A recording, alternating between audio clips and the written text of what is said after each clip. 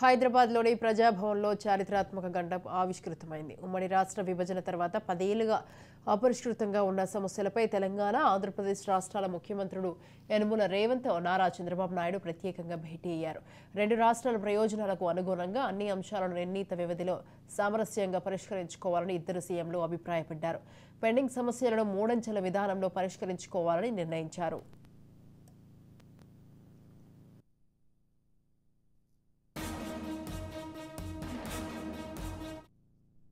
ఈ మేరకు రెండు రాష్ట్రాల ప్రభుత్వ ప్రధాన కార్యదర్శులు ముగ్గురేసి అధికారులతో ఒక కమిటీ, రెండు రాష్ట్రాల మంత్రులతో మరో కమిటీని ఏర్పాటు చేయాలని, అక్కడ కూడా పరిష్కారం అవని వాటిపై ఇద్దరు సీఎంల సమక్షంలో చర్చలు జరపాలని నిర్ణయం తీసుకున్నారు. ఈ భేటీలో ఇరు రాష్ట్ర ప్రభుత్వాల విజ్ఞప్తులను అధికారికంగా ఇచ్చిపుచ్చుకున్నారు.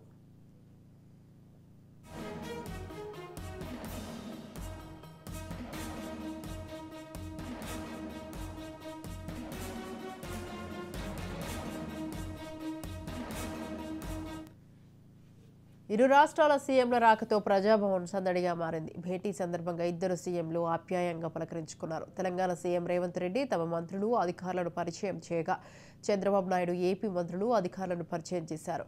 అనంతరం దాదాపు 2 గంటల పాటు సమావేశం సుహృద్భావ వాతావరణంలో జరిగింది. త్వరలోనే సీఎస్లు, ఉన్నతాధికారులతో ఏర్పాటయ్యే కమిటీలు అన్ని అంశాలను చర్చించి పరిష్కారం కనుగొంటోంది. అక్కడ పరిష్కారం అవని అంశాలపై మంత్రుల కమిటీని చర్చించి నిర్ణయం తీసుకుంటోంది. ఈ రెండంచెల్లో అంగీకారం కుదిరిన అంశాలకు ఇద్దరు సీఎంల ఆమోద ముద్ర వేయాలని నిర్ణయించారు. అధికారులు, మంత్రుల కమిటీల్లో తేలని అంశాలను ముఖ్యమంత్రుల వద్ద చర్చించి పరిష్కారం కనుగొనాలని అంగీకారానికి వచ్చారు. అలాగే మాదక ద్రవ్యాలు, సైబర్ నేరాలపై ఉమ్మడిగా యుద్ధం చేయాలని ఇద్దరు సీఎంలు నిర్ణయం తీసుకున్నారు.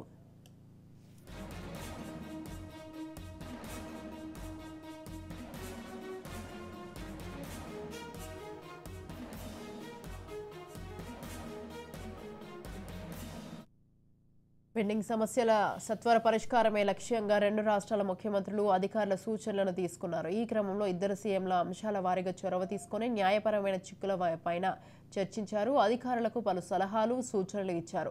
ఇరు రాష్ట్రాలకు సంబంధించిన అంశాలపై తమ పరిధిలో ఇచ్చిపుచ్చుకున్న ధోరణిలో వ్యవహరించాలని ఏకాభిప్రాయానికి వచ్చారు. అధికారులు తొలుత విభజన చట్టంలోని 9, 10 స్కెడ్యూల్లో ఉన్న సంస్థల ఆస్తుల విభజన, ఏపీ స్టేట్ ఫైనాన్షియల్ కార్పొరేషన్ అంశం, విద్యుత్ సంస్థలకు చెల్లించాల్సిన బకాయిలు, 15 ఎయిడెడ్ ప్రాజెక్టుల రుణ పంపకాలు, రెండు రాష్ట్రాల స్థానికత కలిగిన ఉద్యోగులు మార్పిడికి సంబంధించిన అంశాలను వివరించారు. ఆయా అంశాలపై ఇద్దరు సీఎంలు తమ అభిప్రాయాలను తెలియజేశారు. అన్నింటిపైన విస్తృతంగా చర్చించి ఏకాభిప్రాయానికి రావాలని సూచించారు. సీఎస్లు, మంత్రుల కమిటీల పరిధిలో పరిష్కారం దొరకని వాటిపై తమ స్థాయిలో చర్చించి నిర్ణయం తీసుకుంటామని తెలిపారు. 2 నుంచి 3 వారాల వ్యవధిలో సీఎస్ల ఉన్నత స్థాయి కమిటీ సమావేశం నిర్వహించాలని సూచించారు.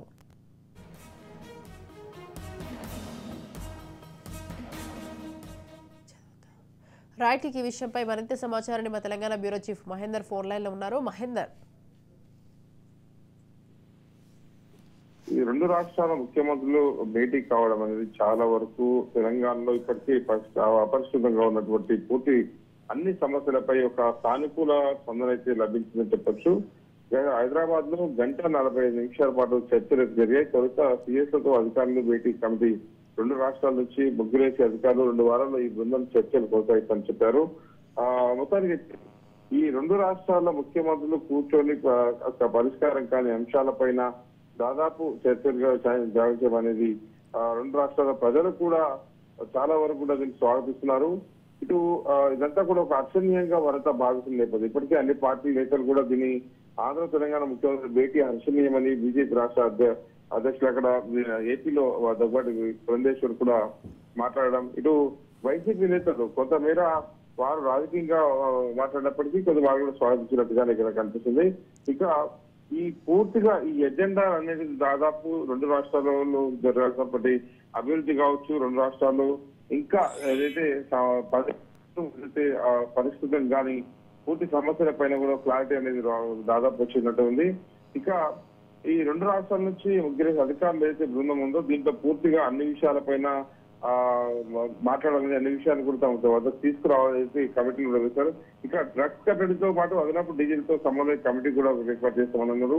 ఉమ్మడిగా మాట్లాడిన డిప్యూటీ సీఎం బట్టి విక్రమార్క అనగానే ఇరు రాష్ట్రాల నుంచి ఉన్నతాధికారులతో పాటు మంత్రులుగా 2 కమిటీలు ఏర్పాటు చేసి తొలుత వాటిలో పరిధిలోని చర్చలు పరిశ్రమ కానివి సీఎంల వద్దకు నిశ్చిత వ్యవధిలో తీసుకుపోవాలని కూడా వారు భావించారు. ఇక తెలుగు రాష్ట్రాల భేటీపై దాదాపు కొత్త అనుమానంలోనే రాజకీయంగా కొంతమంది ఇటు బీఆర్ఎస్ అటు వైసీపీ మాట్లాడినప్పటికీ రెండు రాష్ట్రాల నుంచి ఉన్న ప్రజలైతే మాత్రం దీన్ని పూర్తిగా స్వాగతించారు. అన్ని విషయాలు అయితే ఇప్పటికీ అపరిశుభ్రం కాని సమస్యల పైన ముందుగా దృష్టి సాధించారు. ఏదేమైనా సరే ఈ రెండు విషయాలు ఏవైతే ఉన్నాయో ఇప్పటి వరకు రెండు రాష్ట్రాల ప్రజలు కూడా నాలుగుగా తెలుగు రాష్ట్రాలుగా విడిపోయినా అసలు కలిసి ఉండాలనేది ఆ ఎజెండా అనేది గత 10 ఏళ్లుగా బీఆర్ఎస్ అధికారంలో కుదరలేదు. కానీ ఇప్పుడైతే మొత్తానికైతే ఈ రెండు రాష్ట్రాల ముఖ్యమంత్రి కలవడం అనేది దాదాపు ఒక ఆనందం వ్యక్తం చేసిన పరిస్థితి కనిపిస్తుంది. మొదట ప్రజాభవన్ భేటీ చేరుకున్న చంద్రబాబుకు రేవంత్ రెడ్డి ఘన స్వాగతం పలికారు. తర్వాత బాబుకు పుష్పగుచ్చం సాధారణ స్వాగతం అయితే పలికారు. అనంతరం భేటీల తర్వాత ఇప్పటికీ అపరిశుభ్రమైన విభజన అంశాలపైన పూర్తిగా వాళ్ళతో కూడా చర్చించారు. ఇంకా త్వరలోనే ఇటు ఏపీకి రావాల్సిన వాటాలు కావచ్చు, తెలంగాణ రాష్ట్ర వాటాలు కావచ్చు, వీటన్నిటిపైన కూడా ఒక క్లారిటీని అయితే ఇచ్చారు రెండు రాష్ట్రాల నేతలైతే. మరి ఇప్పటికీ అయితే కొత్త తెలుగు రాష్ట్రాల నడుమ అపరిశుభ్రంగా నెలకొన్న సమస్యలు పరిష్కరించేందుకు సమావేశం ఏర్పడిందని చెప్పొచ్చు. ఇక ఈ సమావేశంలో చేసిన అంశాలు ఎజెండాను ఇప్పటికీ రెండు రాష్ట్రాల ప్రజలు కూడా వారికి అందించడంతో అన్ని విషయాలపైన ఒక క్లారిటీ అయితే వచ్చింది.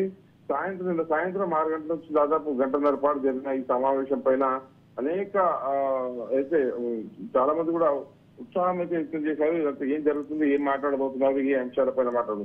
ముఖ్యంగా 9-10 షెడ్యూల్లో ఉన్న సంస్థల పంపిణీ విధానాలు కావచ్చు, విద్యుత్ బకాయిలు కావచ్చు, ఉద్యోగుల విభజన వంటి చిక్కుముళ్లపై కూడా సమాలోచనలు కూడా చేసినట్టుగా తెలుస్తుంది. అలాగే ఇటు టీటీడీలో వాటా కూడా కావాలంటూ రేవంత్ రెడ్డి అడిగినట్టుగా తెలుస్తుంది. అలాగే ఇటు సముద్ర తీరు లేకున్నా దాంట్లో అయితే 10 ఏళ్లుగా ఏదైతే ఉందో తెలంగాణకు ఆ రకంగా జరిగినటువంటి అన్యాయం కావచ్చు, జరిగినటువంటి ఇబ్బందులు కావచ్చు, ఇవన్నింటి దృష్టిలో ఉంచుకొని అన్నిటికీ ఒక పరిష్కారం దొరకాలి, దీంట్లో రెండు రాష్ట్రాల నేతలు కూడా సమన్వయంగా కొనసాగాలి అనేటట్టుగా ఈ చర్చలు మాత్రం సాధారణంగా సాగినట్టుగా తెలుస్తుంది. Right, thank you Mahender, thanks for the details.